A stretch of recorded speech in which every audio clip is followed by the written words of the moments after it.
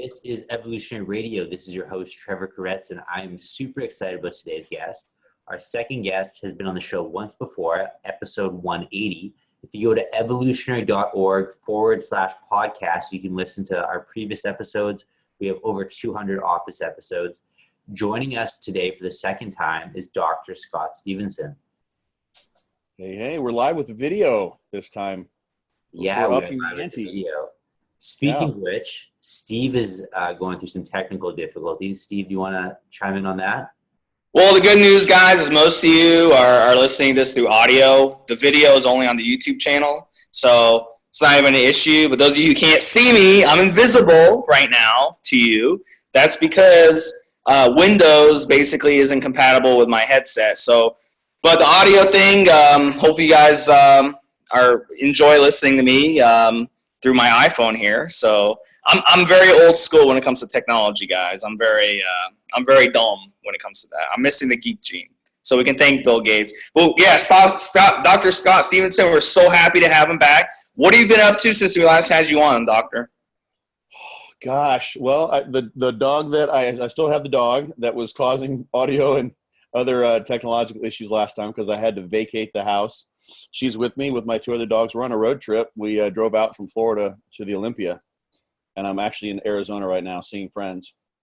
So how did that work out with the Olympia? I got to ask you, I've never been to the Olympia, but I do know it's been in Vegas for quite a while now. They have it in Vegas, and I'm going to ask you about that as well.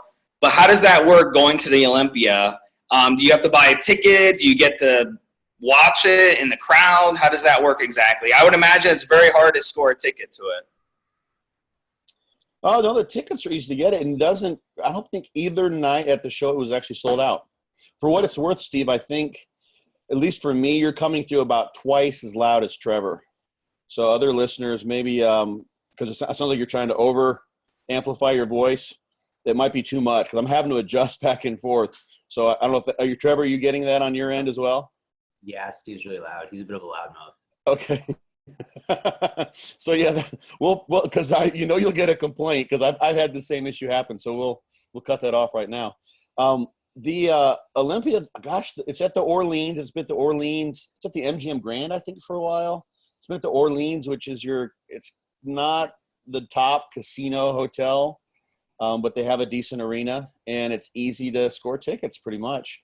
They have VIP tickets. There was two levels, like $700 and $800 for the full package, which means you get to go to everything. They have a gala after the show. The finals on Saturday. I think you get expo tickets for that. It's pricey, I think I stay at an Airbnb. I've always stayed someplace other than the Orleans, except maybe 1 year.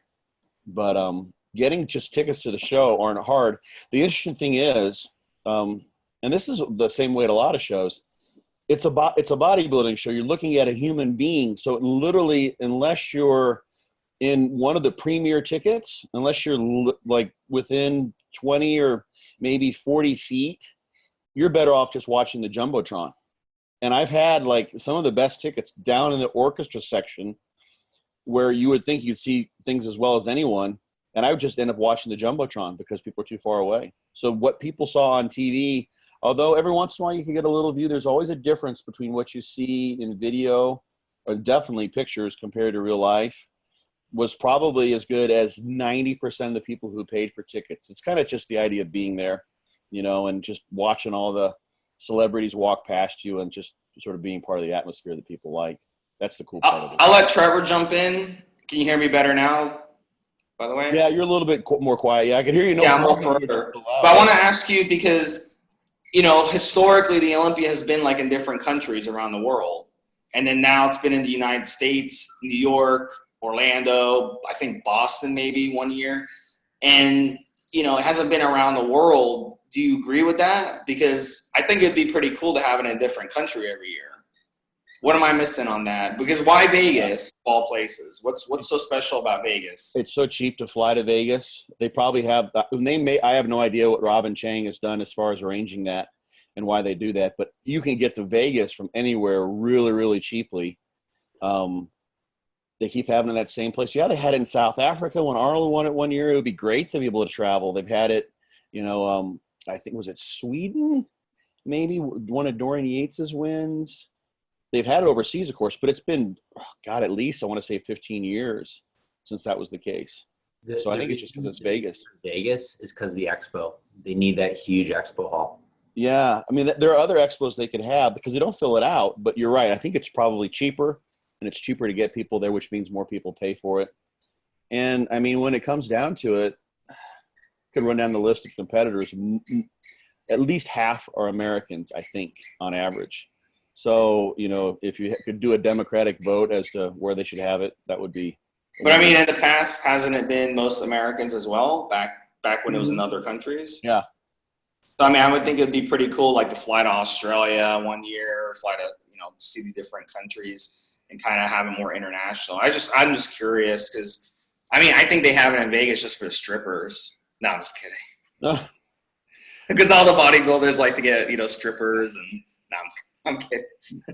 They like to do that when you were there. There's some parties. No, I don't go. I haven't been to a strip club since a bachelor party like 20 plus years ago. Okay. When I went to Canada, I went to visit Trevor. Trevor, the first night, he's like, Steve, let's hit a strip club. I'm like, Trevor, I'm not into that shit, dude. That's you. You go to strip club on your own. I'm not going with you. You know what I'm saying?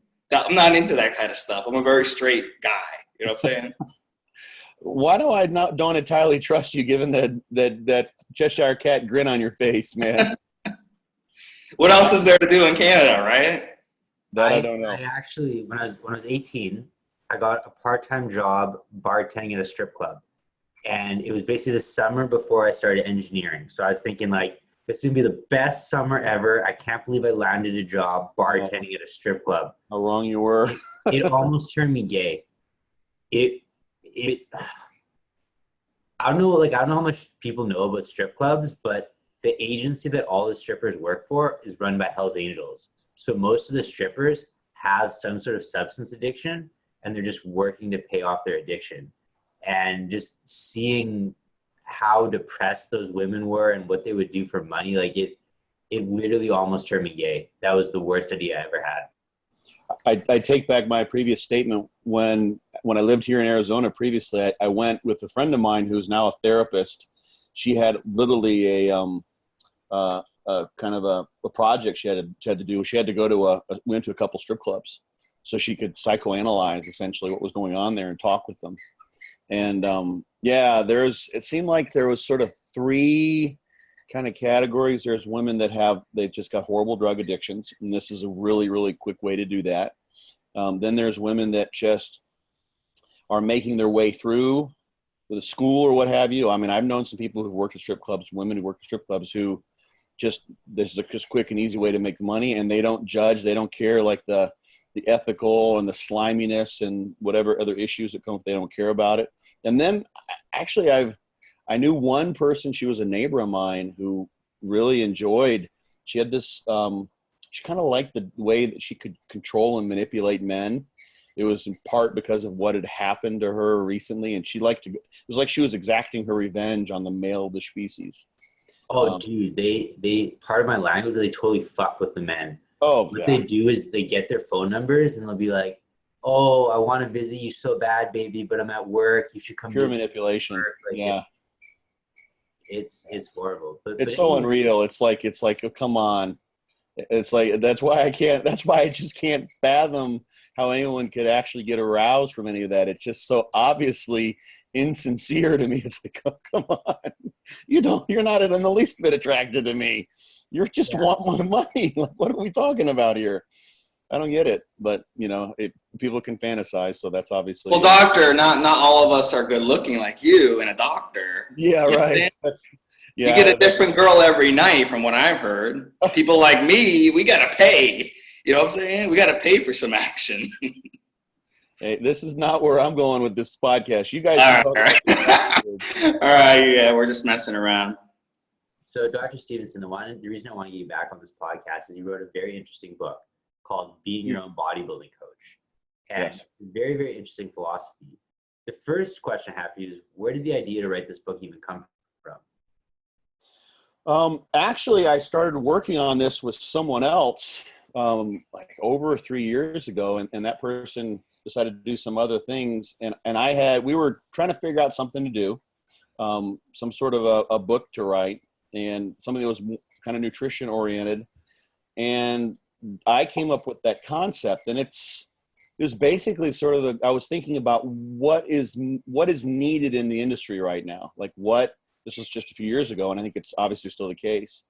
What is, you can think of it in various kind of philosophically, ethically, from my perspective on the value of this endeavor.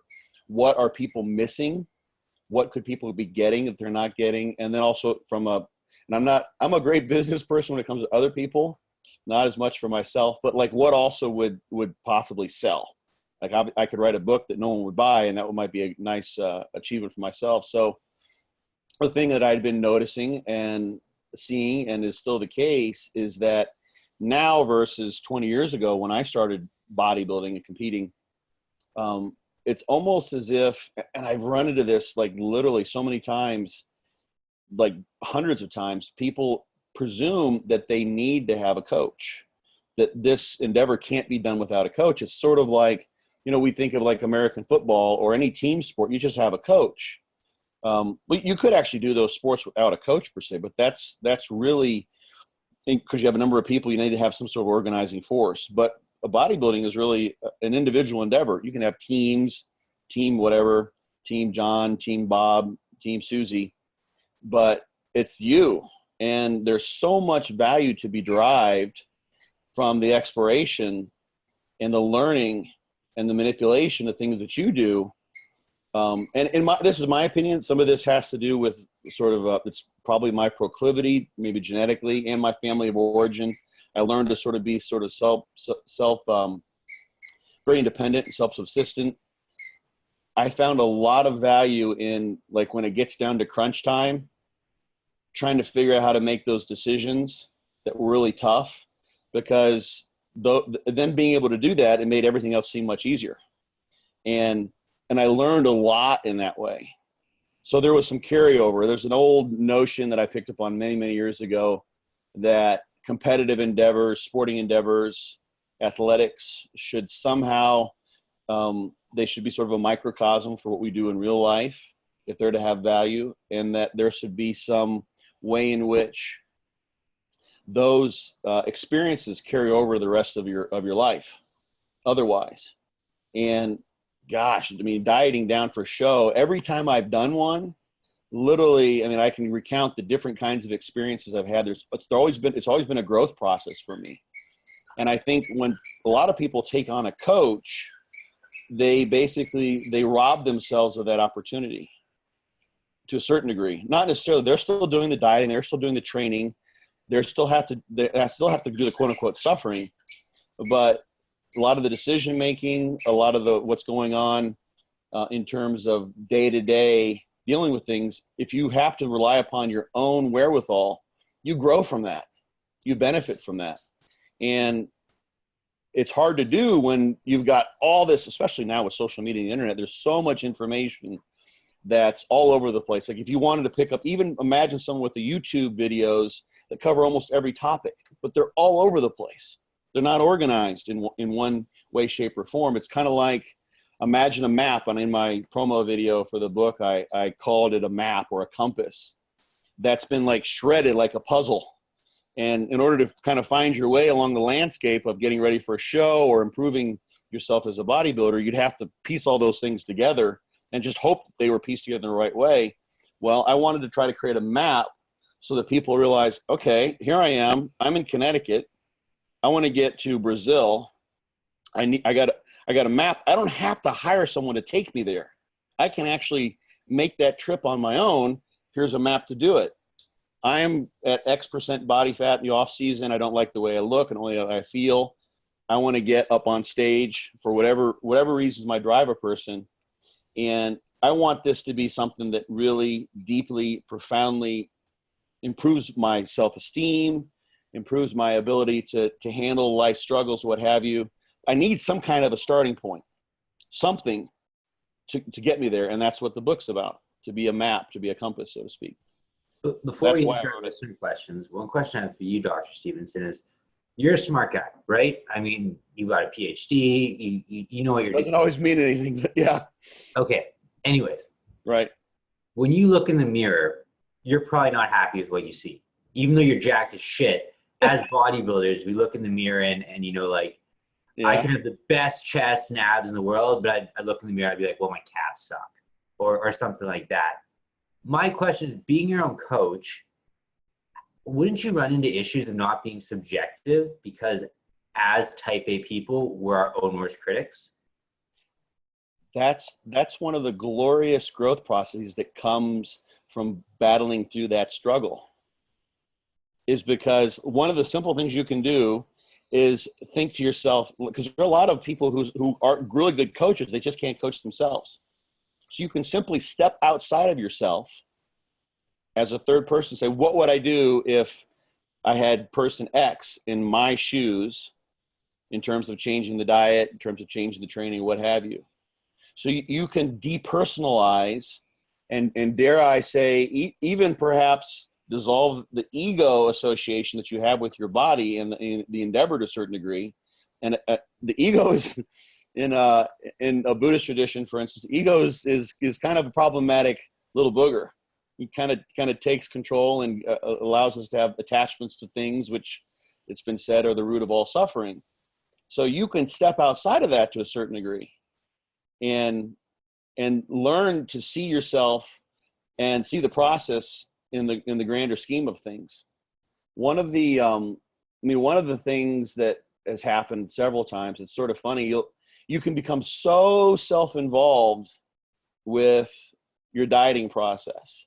And, you know, like people will talk about beast mode and going to war and all the things that come with, sort of the pain that comes with dieting down and fighting through tough workouts and what have you.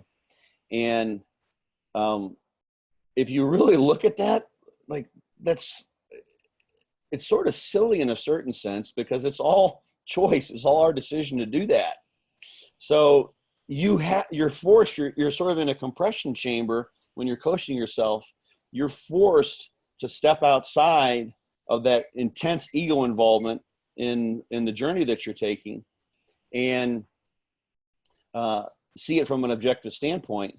And then you start to realize that, gosh, this is not all that super duper important. This isn't really that big of a deal, whether or not, somebody else on stage has more shredded glutes than I have, or whatever the case may be. Is another negative emotion jealousy, and as well, because we see that a lot in fitness as well. And it's really not fair to a person to feel jealousy, because we all have such drastically different genetics. Do you feel like that's another thing besides the ego thing? I have a pretty large section in the book, and I have a lecture I've given several times. I really like to give it. It's why you don't look like a pro, and it's about the genetic components that are involved in this endeavor. And yeah, when you step outside of that, it's interesting. I've got so many personal accounts of things that have sort of made me come to realize that, yeah, genetics are huge. One is having trained with and now helped out and coached Dave Henry for, it's been like 13 or 14 years now. And I was just telling this story because Dave, of course, did the Olympia this last weekend, and he's in Korea now getting ready to compete again. And I told the story when it was 2009 and Dave had won the Mr. Olympia 2008, and I was dieting down to try to win the Mr. Arizona. And we were both kind of deep in our diet, and we just got done posing. We're helping each other through posing, and we're just kind of standing there, and we're pretty friggin' tired and kind of wiped out. And Dave just totally honestly just kind of looks in the mirror and just kind of like leans his head to me, and he's like, like we've been training together for years now and really kind of doing all the same stuff. And it's amazing how different our bodies are. And I looked at him, I said, Dave, you're the reigning champion of Mr. Olympia. I can't even win the Mr. Arizona. Yes, there is a substantial difference between the two of us. And so I got to see that day in and day out. And yet jealousy is really, It's a natural human trait to have, but it really doesn't serve us anyway. Except if you can recognize that someone has or has done something that you're capable of doing that you haven't actualized. But then it's no longer jealousy. Now you've just recognized that there's something that you could be doing that you're not doing, which is that there's some achievement you could have. But in the negative, jealousy, yeah, it's obviously part of this. We're hierarchical in nature, of course.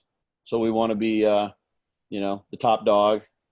Gosh, I had a friend who's a bodybuilder. He used to just thrive on the idea of like walking in a room and having everyone look at him, and just like drop their jaw and that kind of thing. And I was like, wow, what a horrible sort of place to be in, because that is so fleeting. That'll be gone in no time flat. Before we get into some member questions, Trevor's going to ask you. I want to follow up on this a little bit. Do you have any advice? Because I just feel like in the gym, a lot of people look at others who may look, really good to them, and they feel a sense of jealousy. What advice do you have to those people who feel that way? Besides what you said about, hey, we all have different genetics, but what is something they can do? Because I feel like if you're going to keep feeling like that when you go to the gym, you will never make any goals that you set for yourself. And it's not just in fitness, but it's in anything in life, because, we're all are different. I mean, in anything we do. Yeah. A couple things. One, I would say, if you were that person, you would look exactly like they do, and you would be who they are, essentially. And the converse is true. So they are who they are, sort of by dint of fate, by the luck that they were born when they were, and that life's challenges and life's experiences have brought them to that place.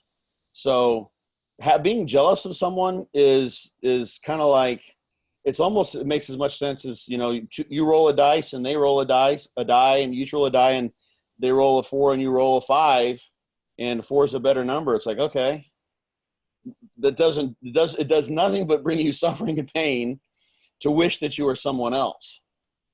But what you can do is say, okay, there's a reason why I'm feeling this contrast. There's something that they've got that I haven't got. So what am I going to do about it? It's kind of like your car is got a flat tire.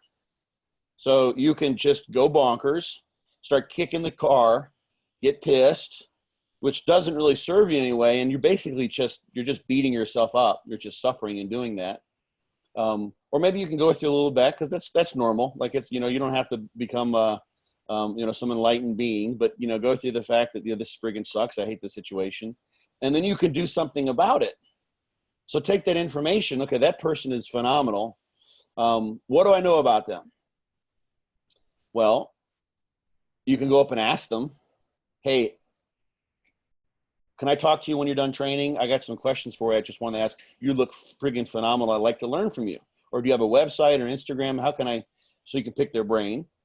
Or you could try to figure out, if you know something about that person. A lot of times we're jealous of the people we know. And the reasons for the jealousy are pretty silly. The person's always had more muscle, or been faster, or been smarter, what have you. They're just like that. So that's a total waste of energy. You're just hurting yourself in doing that. It does nothing but just cause yourself undue pain to cause that. So figure out what is about that person that they have that you haven't got, and then figure out how you can do something about that. The person may be unapproachable. You may not know them, but as long as in the gym is a hard thing, because you go up to someone in the gym while they're training, and chances are they're not going to talk to you. So if you go up and say, hey, can I talk to you when you're done training? That's what I might say to that person. Or just friggin' wait. If you're really motivated, say, I'm going to take this energy, this jealousy, this negative energy, I'm going to transform it. Tell you what, I'm going to finish my workout, and I'm just going to wait for that person on the way out and very politely ask them if I could ask them a few questions on the way to their car.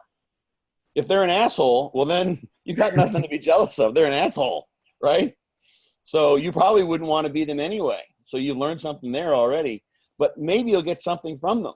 And I mean, I answer those questions all the time, like all over the place. I have like kind of a pat answer I can give to most people that rings the bell when they say, hey, you know, I just can't lose this flab, or they grab their belly, or I just can't get in the gym. I'm not motivated by it, or what have you.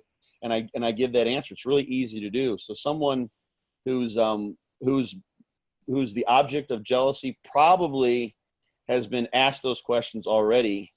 And if they're not an asshole, they probably got a good answer that they can get across in a couple minutes, I guess. So one thing I've learned doing this podcast and interviewing, over 200 of the best bodybuilders on the planet is that usually the most successful people are the nicest people you'll ever meet. They just have this positive aura around them.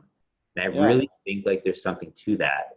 And like most of the people, who we've interviewed on this podcast who, have been on the Mr. Olympia stage, own their own supplement company, have multiple, letters behind their name, things like that. They're the nicest people you'll ever meet. After doing the podcast, they sent me an email saying, I was so thankful to be on your show. I had a blast. If you ever want me to come on again, I'd love to do it. I've had emails, from our listeners saying like, hey, I reached out to so-and-so. They emailed me back. I couldn't believe that they actually took the time of their day to email me their questions. So I really think like if you have a positive aura and a positive energy about you, good things are going to come to you. Yeah. I mean, that's the first, the other thing about jealousy too is, and this is like a personal work thing. I'm big on counseling, and like, this is what I've sort of used the whole bodybuilding thing in part to do, is that you glean perspective on how you approach life when you're under the pressure chamber of prepping for a show or what have you. Is that if you're jealous of someone, then there's probably I think that at the root of that, I'm not going to try to define this from psychological terms, but I think at the root of that is probably some insecurity, because you think that in some way, shape, or form you're inferior and they're better than you. So go for that. Why do you feel that way? What makes you jealous of someone? Especially when you can't ever become that person. Like literally, that's a physical impossibility. So that may, other than going up to that person in the gym, you might take a step back and say, okay, what is it about me that's making me jealous of someone else? And that will, that's the root. In Chinese medicine, they talk about the branch and the root. You can treat the branch, which is kind of the symptoms, and you could keep asking people for questions. And let's say you're someone who does have crappy genetics, Steve. So you're never going to look like the people that you might be jealous of. You can keep asking those questions, and you'll just continually not have the physique that you might ultimately desire. So then you're just left with dealing with the root of reality and the root of why you maybe are insecure in some way, shape, or form. So that's what I would suggest people do. That's a whole other show and a whole other topic. So Dr. Stevenson, we got quite a few listener questions on genetics, and no discussion about being your own bodybuilding coach would be genetics. Having trained the best, having been in the sport a long time, how much do you feel genetics really do play a role? Because, you hear the people who say, genetics is an excuse, and you hear the other people who say, no, you really do need the proper genetics to become an IFBB pro. There are non-responders. There are people that, in the course of at least short-term studies, they'll train for a month or 2 months and they don't respond. Like literally, they won't gain muscle. They won't increase aerobic power. So that's a possibility. There are some people where that may not be possible. Now, if we talk about maybe for some of the women's divisions, let's maybe a bikini competitor, I think that's possible. If maybe you're not talking about the IFBB, a lot of people can lose body fat, but that's really hard. So there are going to be some people where it's impossible to get a pro card unless they, just look for any way, shape, or form just to get the card. But there'll be some changes that are literally impossible. You can become an IFBB pro now much more easily than you could just 20 years ago.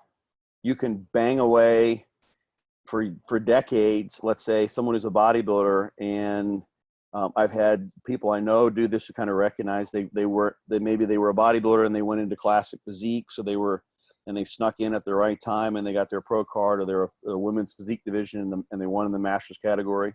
So that's possible. I've known people who have gotten their cards with physiques that would never have earned them physiques, pro cards in the past with those physiques. So they're at one end of the spectrum. There are people that are not going to be able to make tremendous gains. Let's say the top 15 at the Mr. Olympia. Every person at top 15 Miss Olympia, would you say, has good genetics, right? That's one of the things I do in that lecture that I mentioned, Why You Don't Look Like a Pro. I looked back, I think it was 2015 maybe, and I did my best to dig in the placing records of the top 10 at that Olympia from the first show they did to when they got their pro card. And the average was 3.5 years. And if you took out, it was Sean Roden was one, and there was another competitor who didn't compete for like 7 or 8 years in there. If you remove that time where they had kind of a long hiatus, I think Sean's father had passed or was sick, and I don't know what the reason was for the other competitor. Then it was 2.5 years from first show on record that I could find to the pro card. So those guys, yes, but that's a different caliber of pro than someone who wins a regional show and gets a pro card, which they hand out like candy. Yeah, someone maybe they're welterweight maybe, and they got their card. I've known people even decades ago who got their cards at nationals when they first started giving them in the lower weight classes, and they're too small even for what was the 202 and now it's the 212. They're just too small. There's no point whatsoever in trying to compete. They'll never be able to compete with those guys. So, I used to be an endurance athlete, and I'd go to some races, and it'd be like 2 people in my age category, and I'd get second place. Right. I mean, it's like, I still get a second place trophy, like whoop-de-doo, but there are only 2 people in my category. It's like, no shit, you know? Yeah. There are people with genetics that are not very, very good. You would have to really have lost the genetic lottery to be in a state where you can't gain muscle mass and you also can't lose body fat. But there are people. There have been studies where they put people. Are there people that literally cannot gain muscle? As I see people in the gym, they're in there every single day. They're working hard. They're getting, I feel like they're getting the muscle breakdown necessary. And they literally have not put on a pound of muscle in the past 2 years. Are there people that literally, no matter how hard they work out, how long they work out, they just cannot put muscle? Is there a percentage of people that you would say? Yeah, I mean, I've in that lecture, I've got several of the studies that have been done that have documented this over the course of 2, 3, 4, 5, 6 month studies. There's some percentage of people that will basically show no increase in muscle mass, either fiber cross-sectional area or whole muscle cross-sectional area, when other people will show, let's say if it's fiber cross-sectional area, 50 or plus % increase in average fiber cross-sectional area from a biopsy, and other people in that study, nothing. But they're still getting some benefits, though. It's still healthy. They're still building strong bones. They're still getting, a workout. They're still relieving stress, right? Even if they're not seeing any physical results. I'd have to go and look if they document some of those things. There's probably going to be, for each of those variables, people that are not going to have an anxiolytic effect. Their blood lipids are not going to shift. They're going to get no change in. Now, that's what I'm saying. You have to really have lost the lottery on all accounts to get nothing in any of those realms that physical activity can benefit us. At least they're not wasting their gym membership, right? Well, I don't know. It depends on what they want out of it. Most people do. 9 out of 10 people do. At the end of a year, you've got like 10% adherence. That's true. Exercise. That's true. Most gyms actually lose membership. So we had a user question, and this is a totally different subject, but he wants to know about baby aspirin a day. He said his doctor said to take baby aspirin a day. Is that something that makes any sense, or is that just bullshit? The 80 milligrams of baby aspirin, that's to prevent blood clotting. That's kind of an old school thing. You really need to go and look and get like a PTT, like a prothrombin time and a blood clotting time measured to see if you're at risk in any way, shape, or form. But if that guy, Trevor, I think read some of this this question to me. I didn't know it was about baby aspirin, but if that guy has elevated hematocrit and he's got poor blood lipids, then yeah, there's data showing that that's not a bad idea. 80 milligrams is pretty low. If you're taking NSAIDs, can have issues in terms of preventing muscle growth. This is a whole other topic, but there's basically sort of an inverted U response with adaptation to muscle growth. So it's called a hormetic response. Some stress is necessary in order to trigger the adaptations that come with muscle growth or increasing mitochondrial biogenesis, increasing insulin sensitivity. So for instance, if you take non-steroidal anti-inflammatories, you'll limit the protein synthetic response to a resistance exercise bout. Or if you megadose antioxidants, you'll prevent the increase in mitochondrial biogenesis that you get when you do aerobic activity. So a larger dose, if the guy's taking a bunch of aspirin every day, he's probably going to run into gastrointestinal issues. His gut doesn't like that.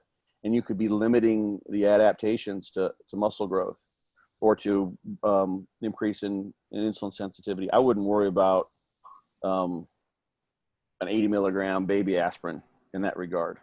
So that's Can you give us any natural options in case people don't want to take drugs? They want to maybe a more natural solution to blood clotting or heart issues or something like that. What is a daily supplement they can take? Fish oil works pretty well. Actually, you're better off using, actually eating fish, and improving your blood lipid profile is a good idea. Generally, removing saturated fat for the average person and replacing that with polyunsaturated fat. Can you be specific as to examples of those fats? Canola oil, for example, would fall under what? Canola, people don't like that a whole lot. Saturated fats are when you find in red meat, for instance, is the most obvious version. The polyunsaturated fatty acids, like the omega-3s that you find in salmon. Nuts Nuts are those are going to have more monounsaturated, and those are generally healthy. It's a really interesting, and I cover this in the book because it's a really kind of fascinating topic. You can find, for instance, that coconut oil in epidemiological studies has a lot of what is actually technically a saturated fat. And in studies where they haven't differentiated between fatty acids like muriatic acid or other saturated, like palmitic acid is one that probably is not the best. That's a saturated fatty acid. You'll from palm oil. That saturated fatty acids are definitely not in your favor. But when they look at the saturated fatty acid found in coconut oil, that's a good thing, generally speaking, in what you find in the cultures that eat those. So looking at the broad picture, the whole big scheme of things in terms of your risk for cardiovascular disease or coronary incidents, generally removing saturated fats, but this wouldn't really account from coconut oil, replacing that with more polyunsaturated fat, which most people don't eat, which actually has an anti-inflammatory effect. Someone who's probably taken a little bit too much or eating a little too much salmon may notice that they have trouble with clotting. I've done that in the past where I'm eating so much salmon and then you cut yourself somewhere and you don't stop bleeding because it has an anticoagulant effect. That substitution of polyunsaturated fatty acids, which you'll find in like mackerel, a lot of cold water fish are going to have more PUFAs in them, polyunsaturated fatty acids. You want to know what's really interesting about coconut oil? What's that? So when they first categorized fats into monounsaturated, polyunsaturated, saturated, what they basically said is solid at room temperature, saturated, right? So they said coconut oil, solid at room temperature, saturated fat. Do you know what the melting point of coconut oil is? It's probably I would guess 76 degrees Fahrenheit or something like that. 33 degrees Celsius. What's that? So what's that? That's like I don't know. 118 or something like that. I have coconut oil in the other room, and I just used it today, and it was in room temperature, and it was liquid. So it varies, actually. You can from what I found. If you're in a very hot room, it will turn liquid. But anyways, if you're in like a standard air controlled room, it'll be solid. But the point I was trying to make is that coconut oil melts at 33 degrees Celsius, and human ambient body temperature is 38 degrees Celsius. 37, yeah. So it's actually a liquid in the human body. Yeah. So it's that whole saturated fat thing, that's like wrong information. So 30, well, it's saturated because you don't have any double bonds between the carbons in like the lauric acid of the triglycerides that are there. So lauric acid is a medium chain but saturated fatty acid. But yeah, it is. So 33 degrees is sorry, I was a little mixed up with my my conversion. That's probably got to be like that's in the 90s actually, 33 Celsius. It's like a very hot summer day. Yeah. That's in the 90s. It's not that hot in there, but anyway, I think it varies. I've noticed it varies when I was on the road when I bought this coconut oil, and it's very, very liquid at room temperature. So bottom line is, what should we be cooking with? Which oil do you recommend cooking with and not cooking with? I like coconut oil. That's the best one. What's the second best? And give us a couple that are really bad that people are using. I'm trying to think of some bad ones people use.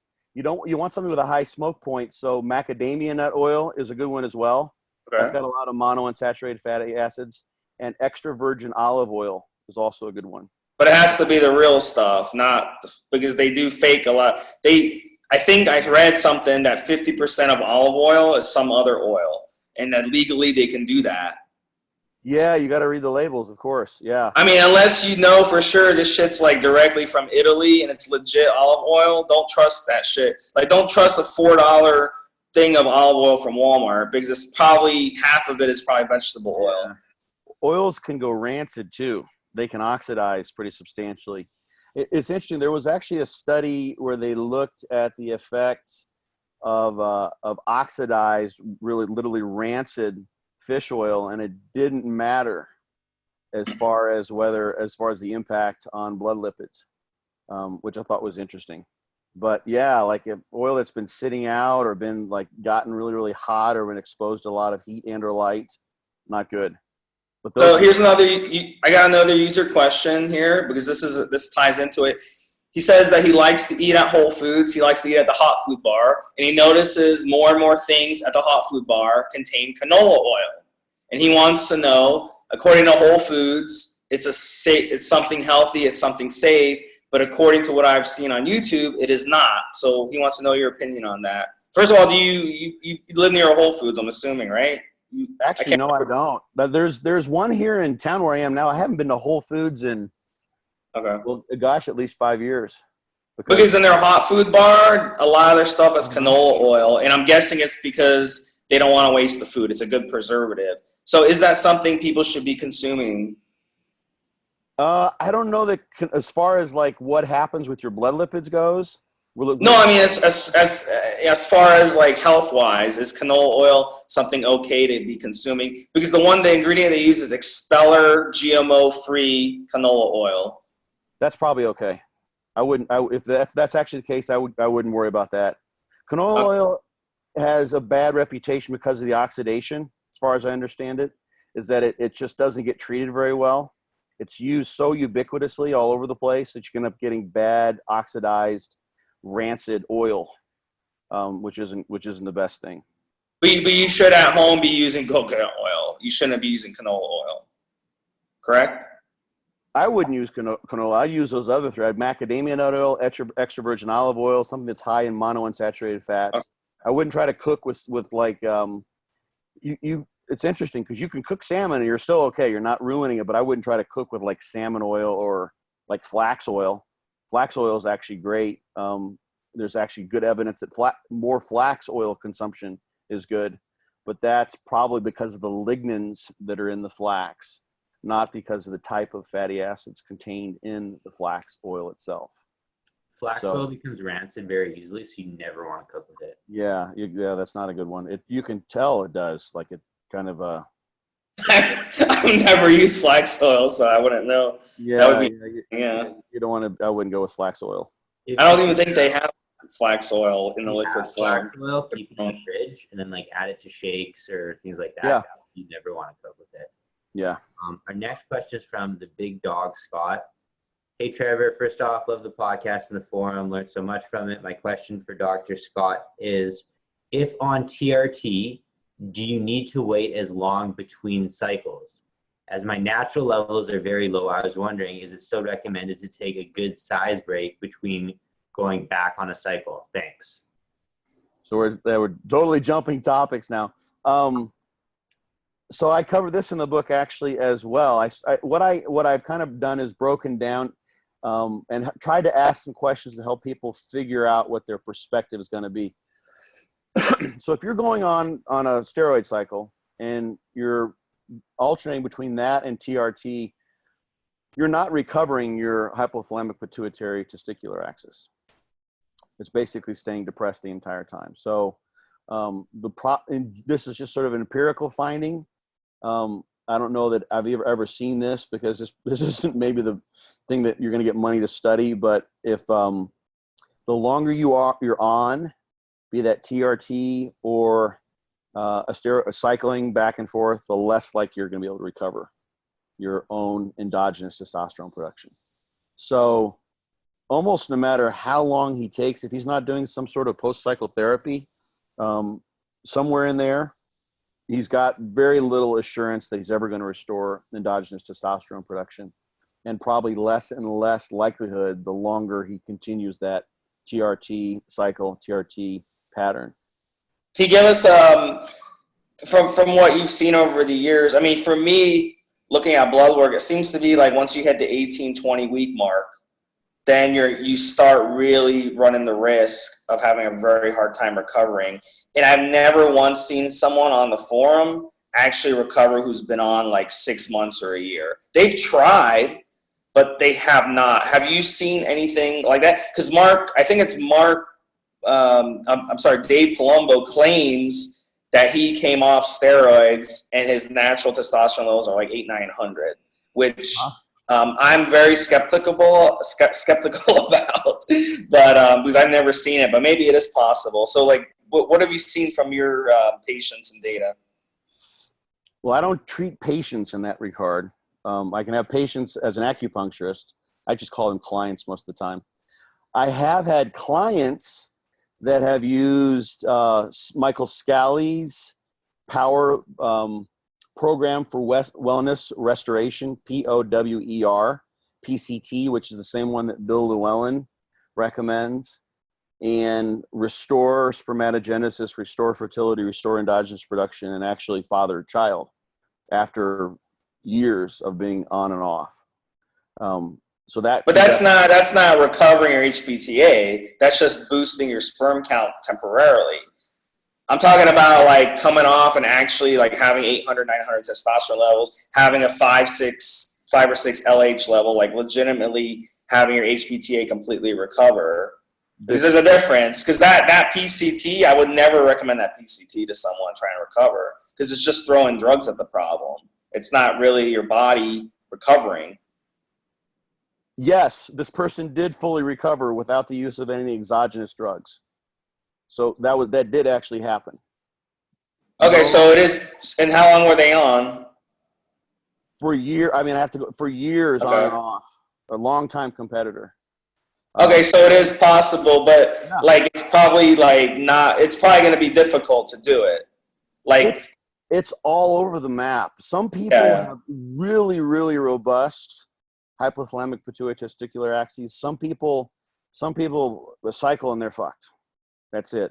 When I was at Body Power this year in the UK, I had a couple kids come up to me, young guys.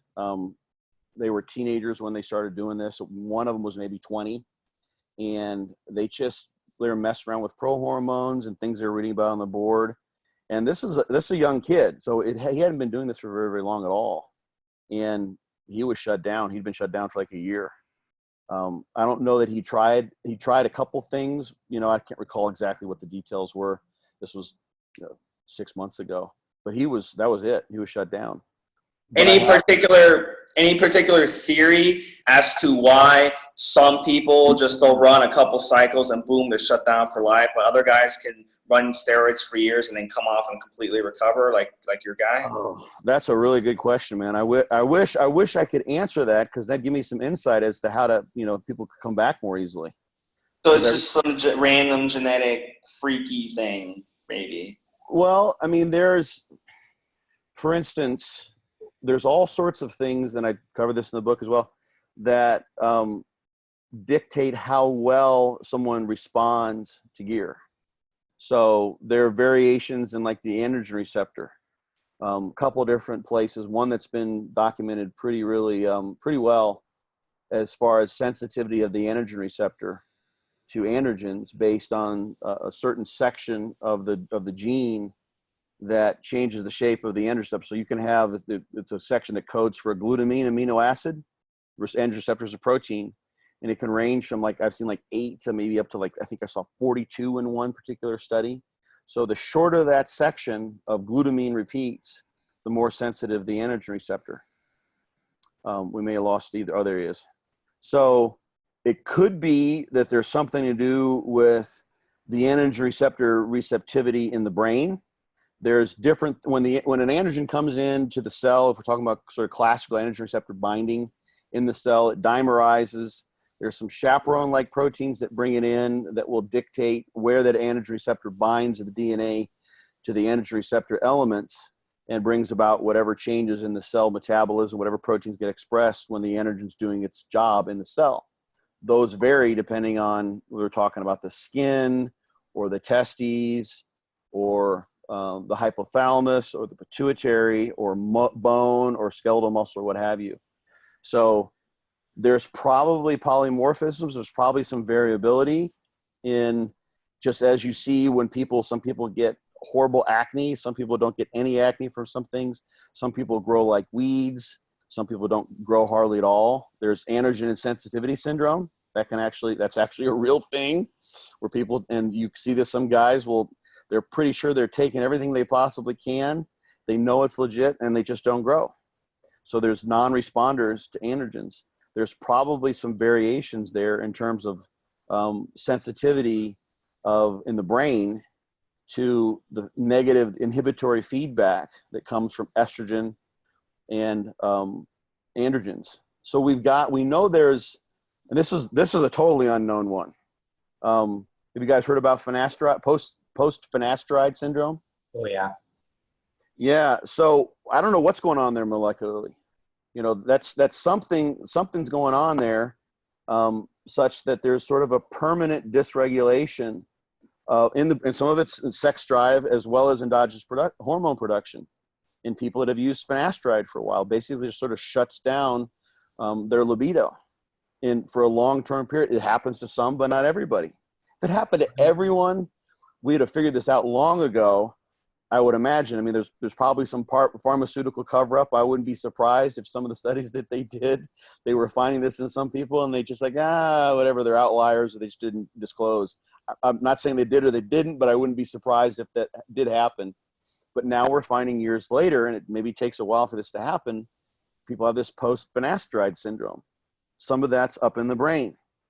Isn't that maybe because you're blocking DHT? Maybe by blocking DHT for a period of time, your body kind of adjusts. Maybe it's kind of like someone who's insulin resistant. You build that insulin resistance over time, and then it has a really hard time reversing. Do you think that might be it? Well, I think your question, Steve, was about differences that may explain why some people get shut down more so than others, or some can recover and some can't. So the post-finasteride syndrome is another example whereby androgen metabolism seems to affect some people dramatically differently than it does others. That's the bizarre thing. So there's some variability here. Some people are real robust, some people aren't. Same thing happens to women with birth control. And there's a bunch of different kinds of birth control. And I'm in no way, shape, or form an expert on those. They've got like dozens of different kinds that have been used over the years.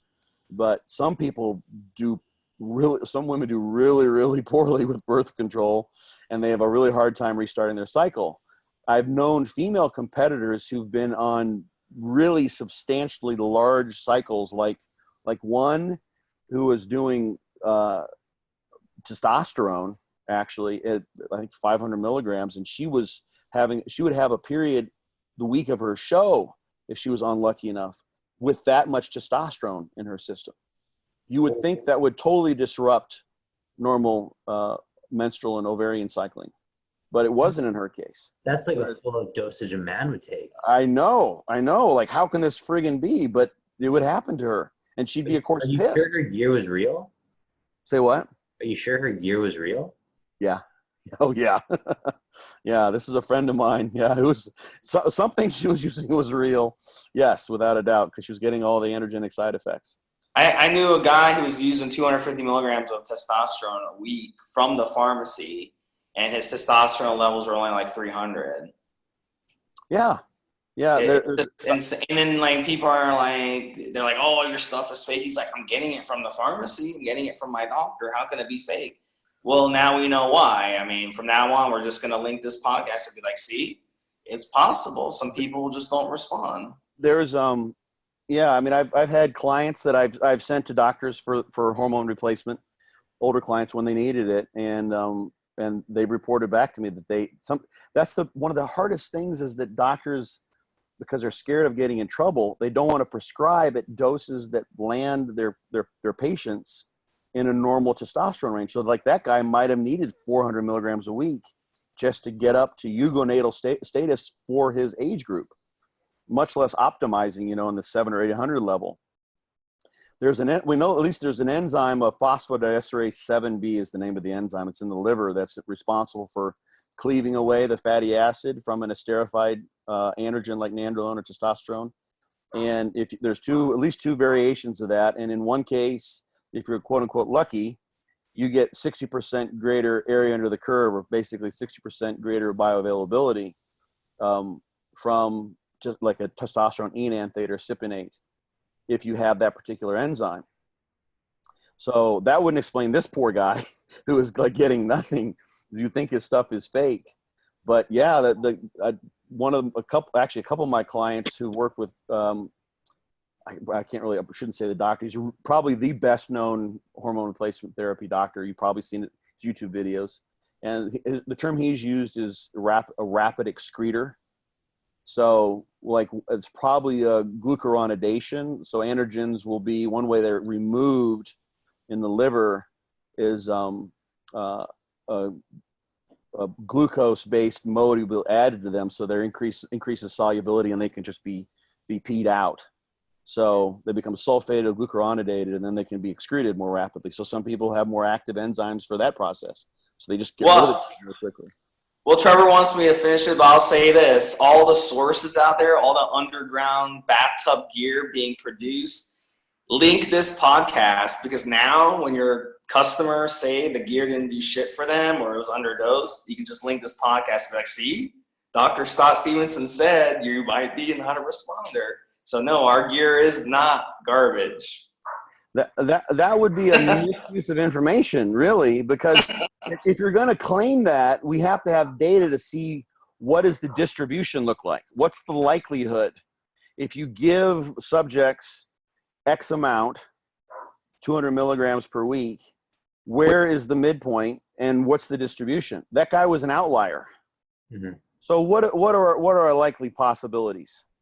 If you have 5 people who all use 250 a week and they're all coming back hypogonadal like that, well, that would be pretty extraordinary, I think, because that person is an outlier. He's unusual in that regard. Like that's the lowest I've ever heard of someone on that kind of a dose. Like that's above what normally you would give, and that's still at the bottom end.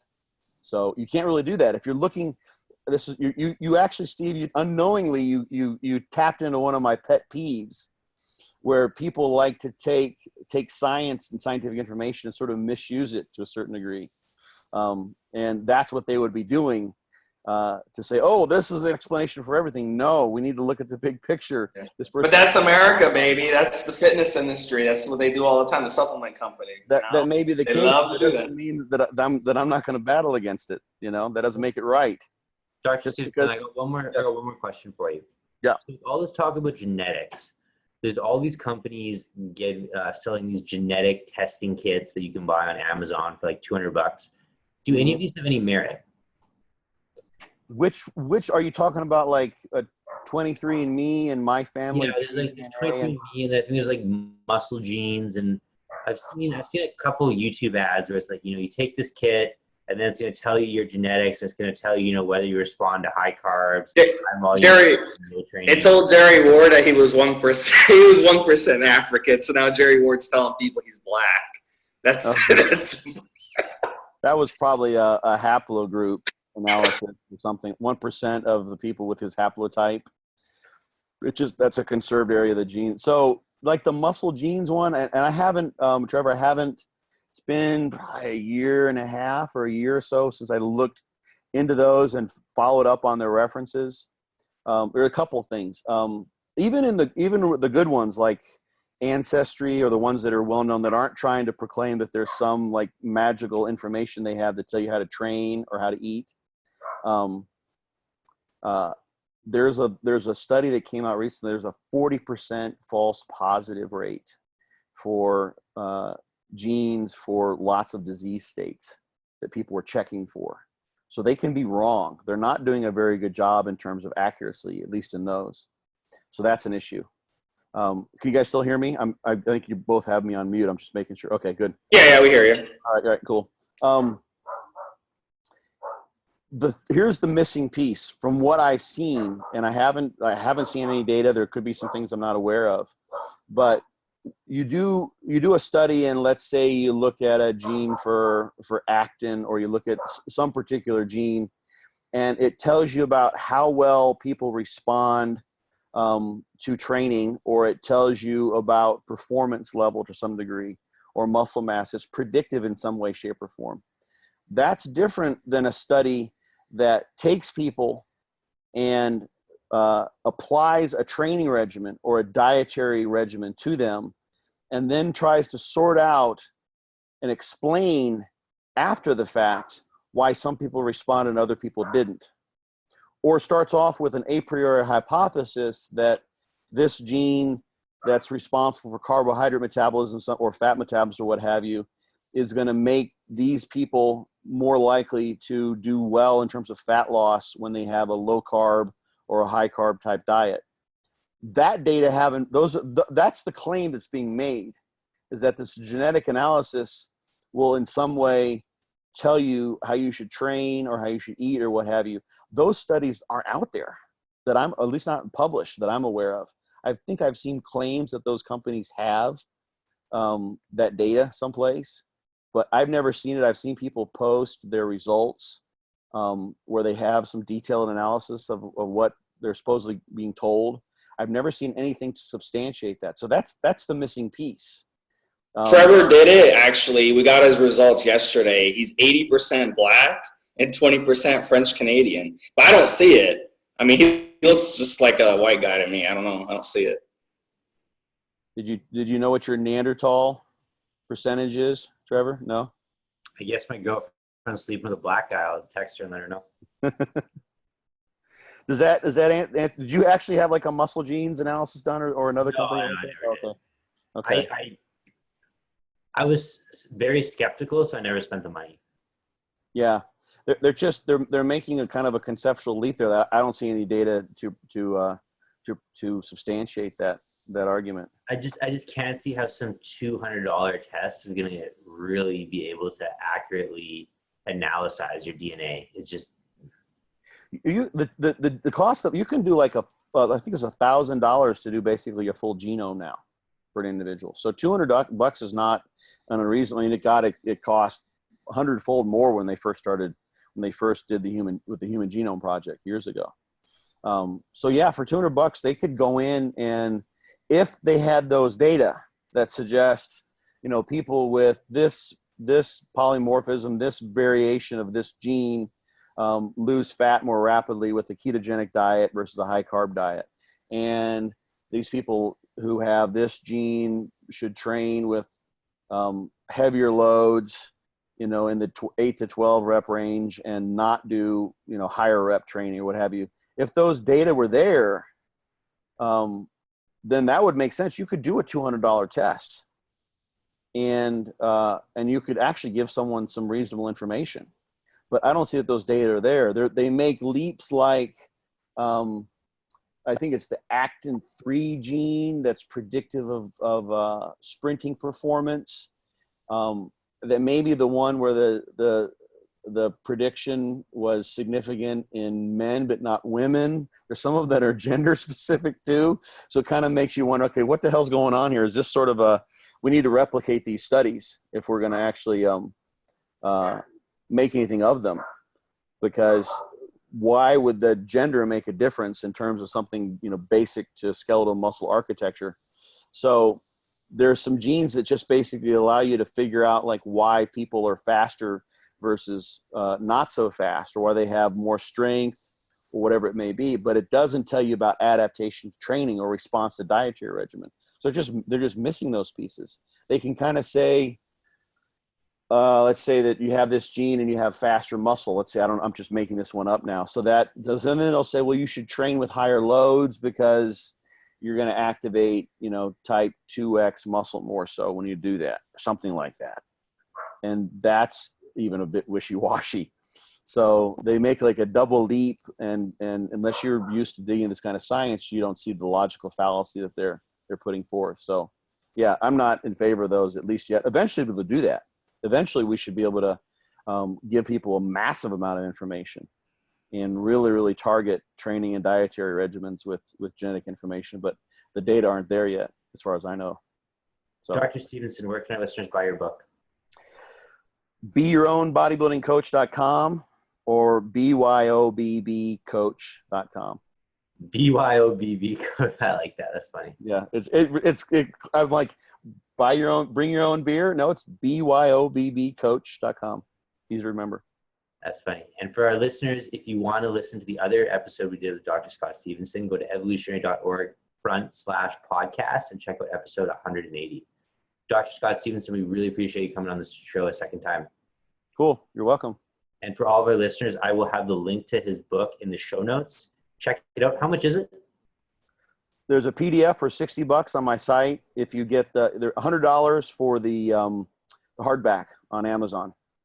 So it's the PDF. The thing that I like about that is it's hyperlinked extraordinarily, so you can read through table of contents, hyperlinks. I hyperlink to sections. So you're reading about overtraining. You want to talk about the perceived recovery status scale. You can jump back to that. You can jump around and keep your place as you jump from topic to topic and absorb the information. We're recording this end of September, so for our listeners, buy his PDF, and then on Cyber Monday, buy yourself a Kindle for like $50, and you're all set. There you go. Yeah, there is a Kindle version on Amazon, but I don't like the way the Kindle flows. There's, it's a different file format and it flows weirdly. You can do that if you like. It costs more. Some people are like, well, which one should I buy that gets you the most money? And actually, the Kindle's at the bottom of that list. They take everything when you put a Kindle out there, I guess, because they presume a lot of people will buy them. I put a couple of my ebooks up on Amazon. I actually took them down because totally screws up the formatting.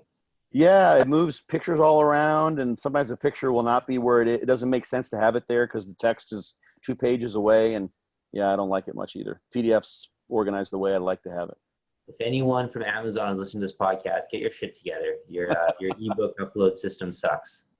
Well, the way I did all this on my own, I edited the whole thing myself, and I used a program called Calibre. And literally, when I was creating the EPUB, there were like 30 different devices and sort of semi formats I could have constructed it for. So part of it's that is like if you want to make it work well on a Kindle, it's not going to work that well on a Nook or any of like all the other Toshiba and various other e-readers that are out there. So it's the file format isn't really universal. It's kind of specific, I think, to one reader, and then it just gets screwed up everywhere else.